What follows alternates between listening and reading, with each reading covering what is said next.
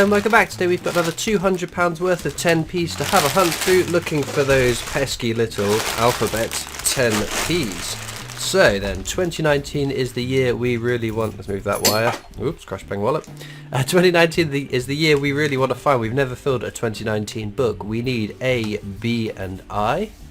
N, Q, N, P, Q, S. It'd be nice to fill a couple more from this panel, to be fair. And then W, Y and Z to finish this book off. So, because the 2019 is so hard to fill, we started book number 2 for 2018. There's quite a few more of these. They're still very slim pickings and hard to find, but we only need 4. We need the letter D, we need the letter H, Q and T, so 1 for each panel. We've not got a complete panel yet, but who knows? Let's cross our fingers, maybe we'll get some luck and find a whole bunch of them. Okay, so we're going to get into some questions then, but firstly a massive thank you to everyone on my whole collection video that went out on Wednesday. Yeah, Wednesday.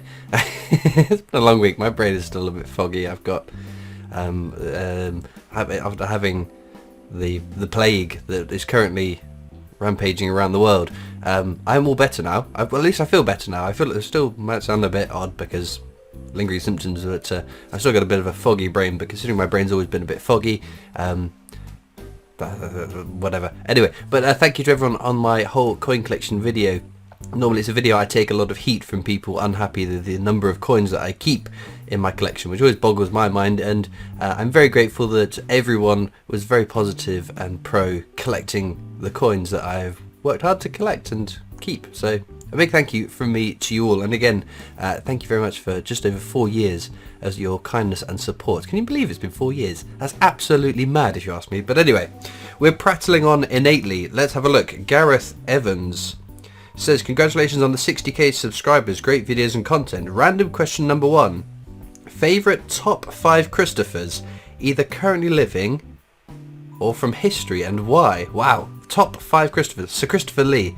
He's the coolest Christopher there's ever been, surely. He had a Guinness World Record for the most sword fights by an actor in movies. He was a secret agent. He met Tolkien, wasn't it? He wrote Lord of the Rings and then was in Lord of the Rings as the baddie. I'm not a massive fan of Lord of the Rings, so I can't remember what he's called. To be fair, the last time I watched Lord of the Rings, I got as far in the first film as Christopher Lee was singing into a mountain. I was like, I can't do this, and stopped watching. Other Christophers. Christopher Walken. He just sounds awesome. Again, fantastic actor. Lovely, lovely person. Other Christophers. Christopher Ironside. Coin designer. I keep all of the Christopher Ironsides. Designed the Britannia on the 50 pence. That was the definitive for such a long time. Other Christophers. My goodness. How many Christophers? There's got to be loads of Christophers, hasn't there? There's Christopher Columbus, but he's a bit... questionable now, in hindsight. Is it Chris Columbus who is who directed or produced Harry Potter? Again, Harry Potter not my kind of thing. Christopher Plummer. Oh, another very good actor, Christopher Plummer. In all the money in the world, he was fantastic. I loved that film. I was on the edge of my seat right to the end of that film. I need one more Christopher. Christopher. My best friend's called Christopher. I'm going to pick him. He's a Chris, I'm a Christopher, because I've known him since the first ever year of school, so when I was 4 or 5 years old, so and he's put up with me ever since, so my thanks to him. Question number 2. Who do you think would win in a foot race between Flash Gordon, Sonic the Hedgehog, Hammy on an energy drink from Over the Hedge, Dash from The Incredibles, the Roadrunner, or Speedy Gonzales? Well, I would love to pick Flash Gordon, but there's only 2 here that have got like superpowers, I would say. Sonic the Hedgehog and Dash from The Incredibles. I'm not quite sure what Hammy on an energy drink is from Over the Hedge. I remember that Over the Hedge was like animated, was it Pixar film or something? So Dash from The Incredibles or Sonic the Hedgehog. I am going to go with Dash from The Incredibles because the first Incredibles, I should say, was a film from my childhood which I quite liked. I can't remember how old I would have been when it came out. So anyway, I'm going to pick him. Next question from Jason Owen, who says 60,000 subscribers. Well, I never. You and me both. Congratulations. Okay, question. That's written. That's not me reading it. trying to read it. I did say though. So, I'm working on it. Give me a minute. Here it is. You're travelling around the world. What would be your favourite mode of transport? A, air, something with wings. B, land, metal box with wheels and an engine. Or C, ocean liner, ship type floaty thing. And who would you take with you? Good question. So I like driving, but you can't really drive around the world without getting onto a boat. And I'm not sure I would enjoy driving the whole way around the world. An ocean liner, maybe. And something with wings. It depends. I'm not a very good flyer, but I don't know. If you're offering me a Zeppelin ride, I would take that. I'd love to ride in a Zeppelin. Whatever it is you call them now. Airships, I think you call them now. There was a great big airship, wasn't there, that was going to be made, or I don't know. It was a prototype thing that was quite cool. So I think by process of elimination, I've got to go with an ocean liner. I don't want a little boat. I don't want to feel the ocean moving me around. I want it to feel like I'm sat in a room. So I'm going to pick an ocean liner, I think. Who am I going to take with you? Whoever wants to come along with me. If I don't have to foot the bill, why not? We'll fill it full of coin collectors. We'll have a coin collecting cruise around the world. I think that sounds fab. Amit98, who I think, if I recognise the icon, won the giveaway over on the Britannia Coin Company. So you need to get in touch with me to claim your prize, Amit. So I hope you've seen this and will contact me. The comment says, hi there, congrats on 60k subs. My question is, if you had to choose another name for yourself, what would it be? Fingers crossed for the giveaway. Oh dear. Well, Christopher Klex is another name for me. Obviously it's not my actual name. I won't tell you which part is the fake bit of my name. The irony would be Klex has always been my surname and Christopher has been a fake first name all this time. Well, I know that if I'd been a girl, I would have been called Sophie. My parents had decided on that.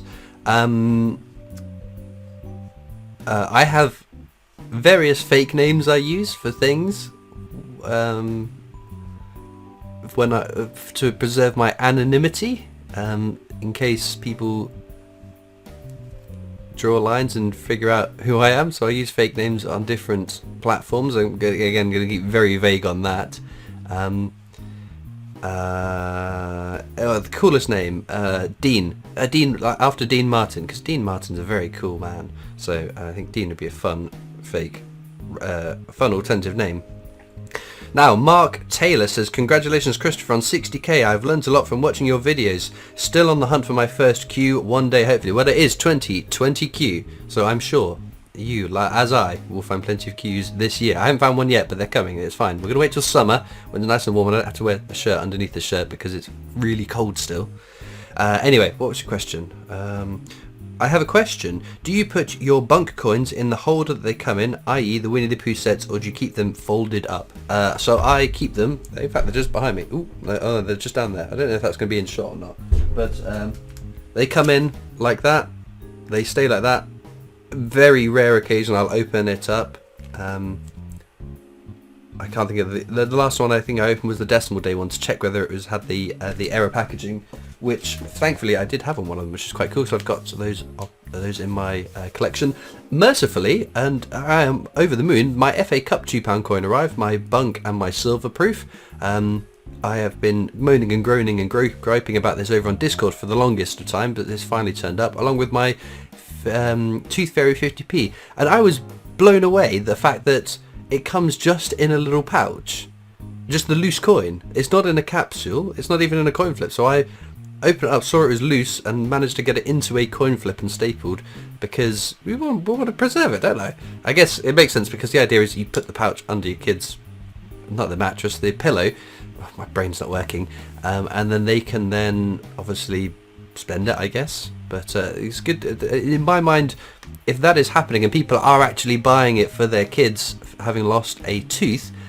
That's a good indication that some might go into circulation, unless it's all people like myself and you, dear viewer, buying it to add to your collection to make sure you get all the varieties in your collection. Then I don't know, I would love, again it's impossible to know, but I would love to know the breakdown of who's buying this? Are they coin collectors, or are they people buying it for their kids when they lose a tooth? I mean, £10 for a 50p that you're putting under a pillow.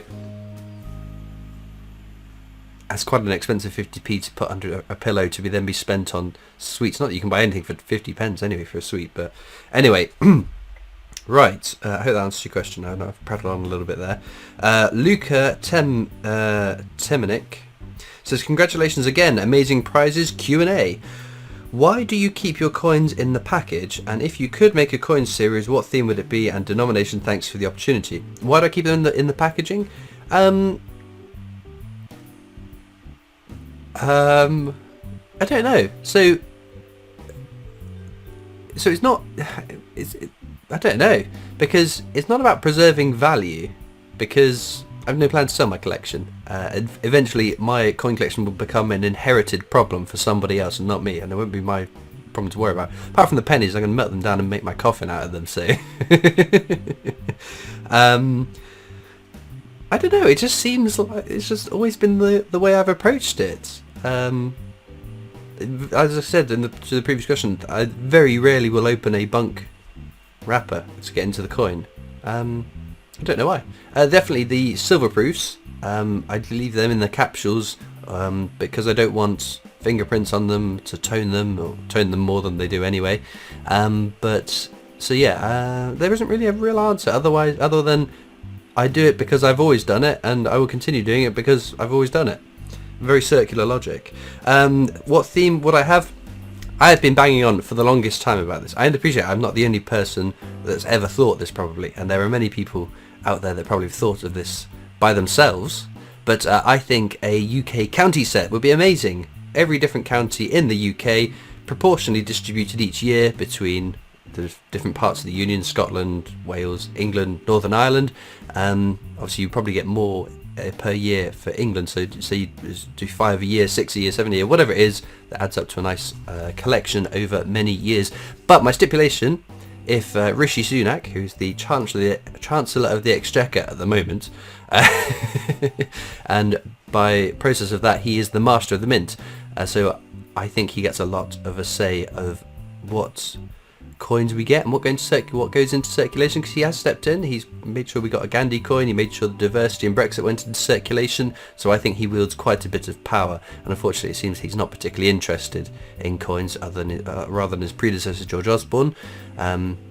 So I would stipulate to him that this has to go into circulation, that it could be designed by people local to those counties, because how cool would that be, being a local resident and designing your own county's coin with something iconic about your county on it. So that's what I would do. What denomination do I want it on? Pound coins, because we've got no commemorative pound coins. Pound coins are always going to circulation because they're the most secure coin in UK circulation at the moment, because of all the inbuilt security features, because they've obviously been able to redesign that coin since we changed over from the round pound. So it'd be great to have another denomination with commemorative coins to hunt through, although I would question how soon it'd be worth hunting through them for it, because if they only release, say, if we've only got one commemorative design on the pound coin, is it worth hunting for it? Or if after a year we've got 5 of these county coins on the pound coins, is then it worth hunting for? I don't know, because you'd be filling books every other week, wouldn't you? So I don't know.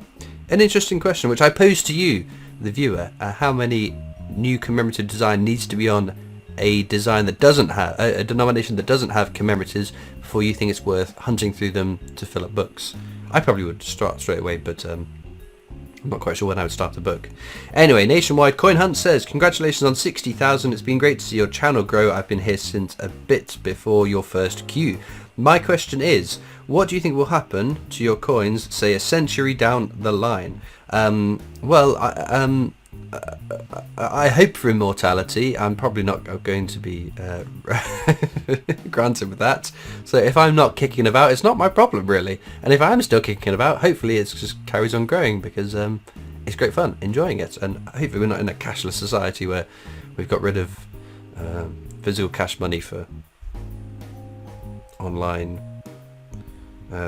payments that the government's watching. Anyway, Makamula Coin says, firstly, congratulations on 60k. I've been watching your channel since early January 2020 when my coin collecting was rekindled. I only had a small collection then. Since then, I've been made welcome into the coin community, and although I have never met any in person yet, I feel each one is a valued friend. Oh, it is a lovely place, our little corner of the internet, with the odd wrong un, but we see them off quite quickly. So I echo those thoughts as well. In 10 years' time, will you have bought your own house to store your vast collection in, as the bookshelf is looking rather crowded?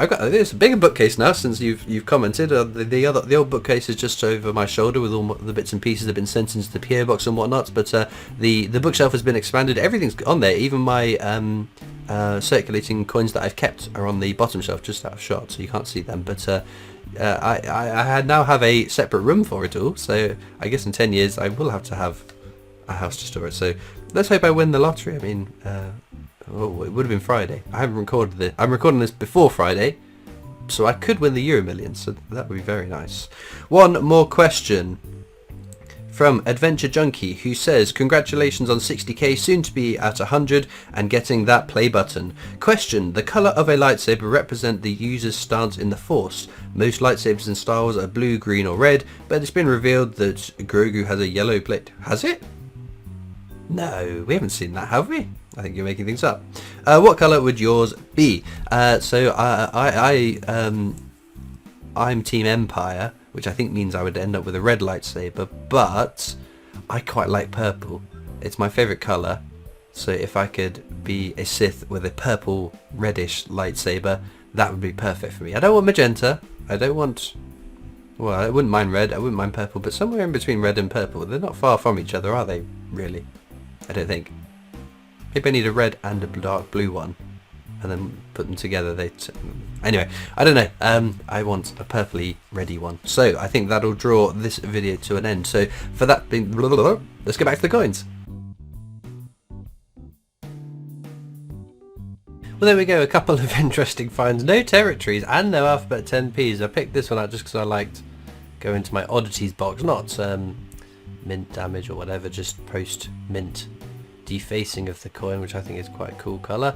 I don't know why I keep all these coppery looking 10 pences. It's not coppered, it's just rusty, but they always stand out to me a little bit. And then this one is our star find in my mind. Got a little bit of extra cud metal there, which I've got a fair few of those kicking about in my collection now, which is quite neat. But there we go. I hope you guys have had more luck than I have in your coin hunts recently. Let me know down in the comments, what would you pick as your star find? Or outside of my video today, what's been your star find of the week? For those that watch this from the video, you might be interested to know I have a Discord server. You can click the link in the description to come join that. I'm also on Facebook, Instagram, Twitter, TikTok. There's the PO box, and I'm over on the Britannia Coin Company's YouTube channel running the show there too, so head on over there as well. Right, all that leaves me to do now is thank you so much for watching. I hope you've enjoyed, and I'll see you next time for more coins. Bye.